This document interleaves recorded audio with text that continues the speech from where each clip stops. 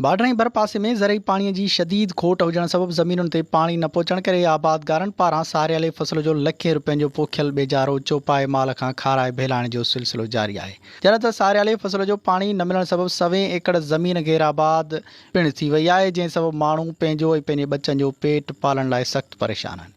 इलाइक़े जे हारियुनि जो चवणु आहे त असां सारियाले फसल जो हाइब्रिड बिज लखें रुपयनि जो वठी पोखियो हुयो, जंहिंखे ट्यूबवेल ज़रिए पाणी ॾींदा हुआसीं, जंहिं सबब असां लखें रुपयनि जा कर्ज़ी पिण थी विया आहियूं। हाणे त सारियाले फसल जे रोंबे जी मुद बि पूरी थी वई आहे। ॿियो त असांखे किथां वधीक कर्ज़ बि कोन पियो मिले त असां ज़मीन केॾांहुं भराए सघंदासीं। हिननि वधीक चयो त असांजो गुज़र सफ़र ज़मीन मिलंदड़ फसल ते ई आहे। असांजो फसल न थींदो त असां कर्ज़ केॾांहुं लाहे सघंदासीं ऐं बचनि जो पेट कीअं पाले सघंदासीं। हिननि सिंध हुकूमत ऐं ॿियनि आला इख्तियारनि खां मुतालबो कयो त असांजी मदद करे असांजे बचनि खे फाका कशी खां बचायो वञे।